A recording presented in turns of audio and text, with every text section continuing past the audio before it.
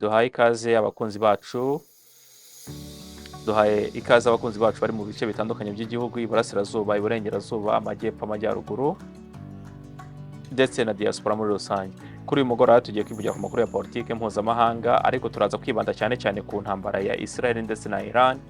Amakuru agezweho muri aka kanya nuko nyuma yuko tumaze iminsi dukurikirana leta ya Iran irasana ndetse na Israel, abantu benshi bagumye kugira ubwoba mu bice bitandukanye by'isi, kuko uri kubona abantu bamwe bahunga muri Iran, abandi bagahunga muri Israel, bitewe nuko buri wese yikanga ko isaha n'isaha igihugu kimwe cyarasa ku kindi ibisasu bikomeye cyane, kore ko batangiye kurasana mu minsi ishize. Ndetse hakaba nka Iran yaramaze gutakaza bamwe mu bayobozi bakomeye cyane b'igisirikare, ndetse na bamwe batandukanye bagiye bashyirwaho uko bari gushyiraho umuyobozi Israel kugerageza uko yakora kose ikamwica. Ariko icyo si cyo gikomeye cyane, nuko leta zunze ubumwe za Amerika umwanya turi kuvugana yamaze kwinjira muri mu murongo wo kujya gufatanya na leta ya Israel wo kugira ngo ibe yarwana kunanirwa Israel birwanya Iran. Ariko Iran nayo ikaba atari igihugu kiri cyonyine nk'uko mubizi, ikaba ifite ibihugu bishyigikiye cyane cyane nk'Ubushinwa, Abarusiya ndetse na za Korea ya ruguru. Ariko tugarutse, reka twifashishe ejo ku munsi washize amashusho yacicikanye ubwo umunyamakuru wa televiziyo y'igihugu ya Iran cyangwa se ikigo cy'itangazamakuru cya Iran, ubwo yari muri studio za televiziyo ari kuvuga amakuru y'intambara, ariko mu magambo aho yavuga ati ntago bishoboka, ntago misile zatugeraho, nta waturasa ngo byemere, ntago ibyo bintu bishoboka. Ariko mu mwanya yabivugaga byaje kwitabira rwose, misile iza mu buryo butunguranye cyane. Kugeza ubu akanya turi kuvugana ntago tuzi niba yarashoboye kurokoka ibisigarwa bya misile cyangwa se uko inyubako yahise isenyuka. Reka twifashisha amashusho turebe amashusho y'ibyintu byabaye ubwo yari avuga ko ntago babarasa misile ngo bishoboke. Our chief foreign correspondent Ian Panel on the scene in Tel Aviv tonight. This is the moment Israel targeted Iranian state TV live on the air. The terrified anchor running for cover as smoke and debris filled the studio. The building up in flames. This reporter with bloodied hands rushing outside, blasting Israel's attack. The Israeli military claiming the station is at the heart of the regime's communications, saying residents were warned to evacuate. Israel also bombing Iranian F-14 fighter jets, claiming it now controls the skies over Iran. But the Iranians are unleashing their own blistering missile barrage into the heart of Israel. Videos posted online showing deadly strikes on residential apartments. Yes, nkuko mubireba rero, twifashisha amashusho ubwo umunyamakuru yari kuvuga yuko bidashoboka ko ibisasu cyangwa misile zabageraho kubera ko bari kumwe na abarinze.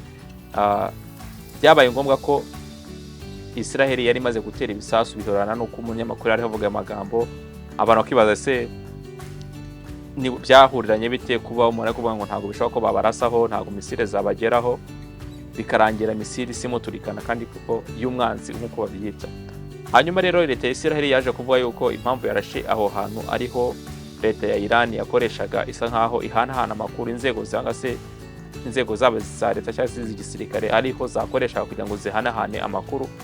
Leta ya Israel yabikoze mu buryo kugira ngo ice communication cyangwa se yangize umuyoboro wa communication ku buryo biza kugorana kugira ngo leta cyangwa se abategetsi ba Iran n'abandi bantu bo mu nzego z'igisirikare bize kubagora kuza gukominikana n'abantu bari ku rugamba. Ariko ikindi kintu amakuru ari kuvuga cyane, muribuka ejo ku munsi w'ejo washize Perezida Donald Trump ubwo yari muri nama ya G7 muri Canada, byabaye ngombwa ko avayo mu buryo butunguranye kandi bwihuse, kubera bivuga ko hari inama y'igitaraganya kubiri kubera mu karere kaze y'iburasirazuba ku bijyanye n'intambara ya Iran ndetse na Israel. Bivuga ko yagiye guhura n'akanama gashinzwe umutekano kugira ngo bamenye ngo niki bari gukora, kuko mu bisanzwe yo mu bihe nk'ibi ngibi by'intambara Israel cyangwa se cyane cyane n'umwanzi wa Amerika cyangwa n'abantu batavuga rumwe na Amerika, no kuvuga ngo Perezida wa Amerika aba afite inshingano zo kugira ngo yicare barebe ni iki kintu nizihe ngaruka bize gutwara. Araza gukora n'abantu bireba birimo Minisiteri y'Ingabo, abashinzwe ubutasi cyangwa se n'umutekano w'imbere mu gihugu n'abajyanama mu by'umutekano mu gihugu, kugira ngo baze kwicara bamenye ngo iyi ntambara turayishoramo cyangwa ntabwo turi buyishoremo, nituyishoramo inyungu nka Amerika turi bukuremo nizi, ese nitutayishoramo bwo ni iki turi buhomberemo. Ubwo rero ibintu byatumye ava muri Canada yihuse cyane, nubwo we yaje kugakana katacyo cyari kimukuyeyo, yavuga ko yishaka kuva muri Canada gusa atashaka kuhatinda, ariko biravuga ko ari cyo kintu cyatumye mu by'ukuri ava mu nama igitaraganya G7 ahita yerekeza muri White House. Kandi icyo gihe akivayo nuko minisitiri cyangwa se twakita minisitiri w'umutekano imbere mu gihugu nawe yese yihutira kujya muri White House. Bivuga ko hamwe n'abajyanama mu by'umutekano w'igihugu bahuriye kugira ngo hamwe n'abashinzwe ingabo cyangwa se na Minisiteri y'Ingabo kugira ngo barebe n'iki bari bukore ku bijyanye n'intambara ya Iran ndetse na Israel. Uyu munsi wa none rero tuvugana habaye inama y'igitaraganya yabereye mu muhezo cyangwa se mu ibanga rikomeye yahuje abashinzwe umutekano imbere mu gihugu cyangwa se icyo bita National Security Council. Ariko amakuru ari kuvuga muri aka kanya nuko leta ya Amerika ishobora kuba igiye gufata umwanzuro ko iri joro turi kuvugana ishobora kuba yiyunze kuri Israel mu kurasa kuri Iran. Ariko Iran kandi ikaba yaratanze gasopo bikomeye cyane kuri leta zunze ubumwe za Amerika, ikavuga ko igihe Amerika izaramuka yivanze muri iyi ntambara ikajya gushyigikira cyangwa gufasha Israel, Iran nayo yiteguye kurasa ku birindiro bya gisirikare byose aho biri, base za gisirikare zaho ziri zose za Amerika muri Aziya. Bivuga ngo Amerika yaba igiye kujya mu buryo bweruye mu ntambara na Iran birabaye bigenze gutyo. Kubera impamvu zimeze gutyo cyangwa se kubera iyo mpamvu, nka perezida wa Amerika acishe ku rukuta rwe rwa True Social yanditse avuga yuko bagerageje kuganira na Iran, bayisaba ko yaza bakagirana amasezerano yuko Iran itagomba kugumya ikora ibisasu bya kirimbuzi, ariko babaha iminsi 60. Iyo minsi 60 yarashize, Iran nta kintu igeze ishaka kubivuga, nta nigeze yemera amasezerano ndetse kuza mu bicere ku meza y'ibiganiro baganire. Umunsi 61 nibwo Israel yatangiye kurasa kuri Iran. Bivuga ngo ni ibintu Amerika ishobora ko yariziranye na Israel ko bigomba kugenda gutyo. None ikindi kintu gikomeye muri iyo message yanditsemo intero ikomeye cyane, aho yanditse ngo ndagira inama abantu bari muri Thailand cyangwa se umurwa mukuru wa Iran, ni umurwa mukuru cyangwa se ni umujyi utuwe na miliyoni 10 ko mwaka evacuatinga cyangwa se bahunga umujyi bawuvemo bagende. Ni iki leta ya Amerika yabishaka kujya gukora mu mujyi wa Thailand? Yabigiye kurasa umujyi se? Ikindi abantu bari kwibaza nuko leta ya Amerika yavuze yuko mu buryo bukuru busanzwe no kurasa kuri site za gisirikare cyangwa se kuri site zahategurirwa cyangwa zahakorerwa ibisasu bya gisirikare. Ariko ijambo President Trump yanditse yavugiye abantu ngo babe muri Thailand, bishobora ko Thailand baba bagiye kwigira nkuko Palestina yabaye aka kanya. Ariko ikindi kintu gikomeye kuva intambara yatangira, ikindi kintu cyarakaje Donald Trump, bivuga mu makuru ari gucicikana yibanga, bivuga yuko bitewe nuko mwabonye ibisasu byose Iran cyangwa se Iran yagiye irasa misile nyinshi ku butaka bwa Israel. Mu busanzwe twari tuzi ko Israel ifite ubwirinzi bw'ikirere bukomeye cyangwa se ubwo bita Iron Dome, ariko nta kintu bwigeze bushobora kugaragaza mu gusama biriya bisasu cyangwa misile zaraswaga na Iran.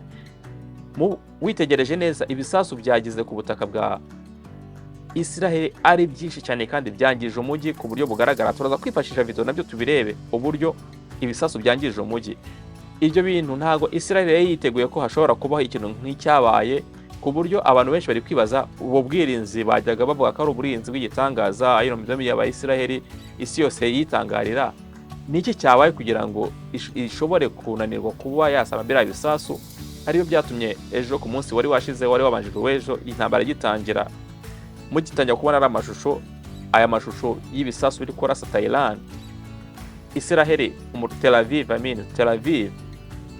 Donald Trump bivuga ko yahamagaje abayobozi bakuru b'igisirikare muri Amerika ndetse n'abashinzwe umutekano imbere mu gihugu, akababwira mu magambo yarababaye cyane cyangwa se ngarakaye cyane, akababwira ngo niba Iron Dome za Israel zidashoboye gusama ibisasu bya Iran, niki mwakoze ati uku ni ugutsindwa cyangwa se ni uguferinga gukomeye cyane, ni ukunanirwa gukomeye cyane ku gisirikare cya Leta Zunze Ubumwe za Amerika, kubera yuko niba Iron Dome twahaye Israel idashobora gusamwa n'igisirikare cya Israel, byagenda bite abaye ari Abarusiya cyangwa se igihe Abashinwa aribo baba bari kuzarasa bazanye ibikoresho byabo bakarasa kuri Israel cyangwa se bakaturasaho. Bivuga ngo batangiye kugaragaza yuko igisirikare cya Amerika cyarasigaye cyane, ibindi bihugu byaragisize bikora ibisasu biteye imbere cyane ku buryo bya bindi bibwiraga yuko bafite ubwirinzi bukomeye cyane butagishoboye guhagarika ibisasu bigezweho biri gukorwa muri iki gihe n'ibihugu nk'Uburusiya. Ikindi kintu na Uburusiya, China ndetse na Iran tutayikuyemo, ikindi kintu dukomeye murabizi, Iran ntabwo ari igisirikare cyoroshye kuko muzika ari igisirikare cya kabiri gikomeye ku mugabane wa Aziya nyuma y'igisirikare cya Turkiya. Ni igisirikare cya kabiri gikomeye cyane kandi gifite igisirikare giteye imbere n'ibikoresho biteye imbere. Bishatse kuvuga iki rero? Ntabwo ari igihugu wabyuka ngo urakubita nk'umwana, ni igihugu gishobora kuzaza kwirwa n'ubu bukomeye cyane kandi gishyigikiwe n'ibihugu bikomeye nk'Ubushinwa. Muribuka uyu munsi wa none, ku munsi wabanje ejo, bivugwa yuko hagaragaye indege za gisirikare nini cyane cyangwa se zino ndege zitwara ibintu bikomeye cyane, zitwara imitwaro myinshi cyangwa se zino zitwara airborne, zitwara ibintu biremereye cyane z'Ubushinwa zerekeza mu kirere cya Iran. Ariko bavuga yuko bakwiyeho signal cyangwa se tracking signal ku buryo umuntu ataza kumenya aho zije kurengera ku bushake, kugira ngo hatagira umuntu satellite zitaza kuzibona. Kandi bivuga yuko icyo gihe izo ndege zishobora kuba zarakoreshejwe nka supply, zari zitwaye ibikoresho bya gisirikare byari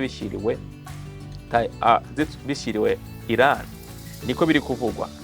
Kandi muzi ko na leta y'Uburusiya yari ivuga yuko yiteguye kujya inyuma ya Iran igihe Amerika yabi yivanze muri urwo rugamba. Ariko amakuru dukesha ibinyamakuru bitandukanye nuko ku munsi w'ejo, ku masaha y'ejo y'umugoroba, Perezida Trump yashoboye kuvugana na Perezida Putin mu gihe cy'iminota 30, ariko amasezerano yavuyemo biri kuvuga yuko Putin, leta y'Uburusiya Kremlin, yamaze kutangaza yuko iby'urugamba rwo kwivanga mu rugamba na Iran cyangwa gushyigikira Iran yamaze kubikuramo akarenge cyangwa bivuyemo. Birumvikana niki cyaba cyateye kugira ngo Uburusiya tuzi bwemere gushyira hasi amaboko, buvuga okay, ntabwo tukigiye mu rugamba rwo gufasha Iran turwanya abanyamerika n'aba alias babo cyangwa se abafatanya mu rugamba babo. Bishatse kuvuga iki? Muri politiki habaho kureba inyungu, nta mwanzi w'igihe kirekire. Uburusiya bushobora kuba bwarebye n'iki kintu Amerika yofarenza Abarusiya kugira ngo bave mu ibyo bintu. Byanga bikunda ni ikintu gikomeye cyane kuko ntabwo Uburusiya bwari kuvamo mu buryo bwarebye n'iki turi bugungukire muri gufashyigikira Iran cyangwa se n'iki turi buhombe kurusha n'icyo Amerika yofarenze Abarusiya. Icyo nacyo mu minsi iri imbere uko bizagenda byose bizagenda bigaragara cyangwa se bizagenda bimenyekana. Aha rero tuvugana muri ijoro ryo ku itariki 17, isaha n'isaha, abantu biteguye yuko dushobora kuza kumva rwambikanye hagati ya Amerika, Israel ndetse na Iran. Ariko ntabwo biza kuza kuba biri Iran yonyine, ahubwo biraza kuba iri Iran, Ubushinwa n'ibindi bihugu biza kuba bishyikiye nka za Korea n'ibindi bitandukanye by'abanzi b'Amerika. Bakunzi bacu rero, ariko mbere ko dusoza, reka tuze turebe ya video, turebe video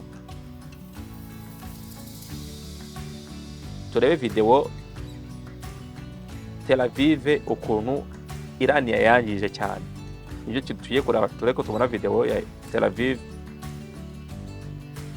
Kuko tubavuga, reka tushake twifashishe video tubereke ukuntu igisirikare cya Iran cyashoboye kwangiza Iron Dome z'Abarusi z'aba.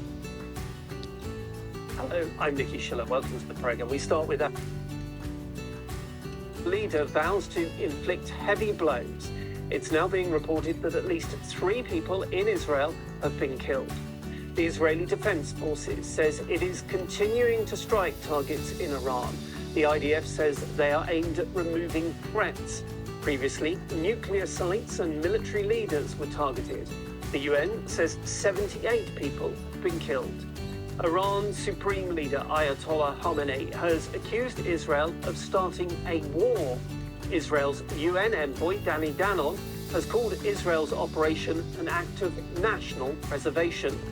President Trump has called on Iran to strike a deal with Israel over its nuclear.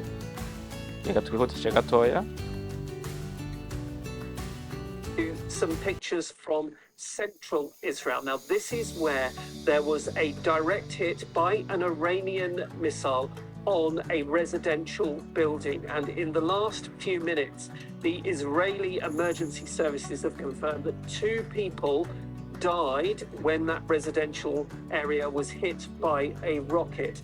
We're told it was a woman in her 60s who was rescued unconscious and without vital signs, and also a man around the age of 45 who the Israeli Emergency Service, the MDA, say was pronounced dead after being evacuated. You can see that there is still an operation going on around that area where that Iranian rocket hit that residential building. We understand around 20 people were also injured in this particular incident. Israeli media reporting that across the country, 3 people have been killed. And I want to show you some of the pictures that we've been getting in. You will see the moment that that missile hits. Now, the Israeli military says it has been intercepting. Yes, murabona aho ibisasu byagiye birasa hatandukanye urwo rwego rw'ibisasu kwa Misiri. Sirens have been sounding as people went to their shelters.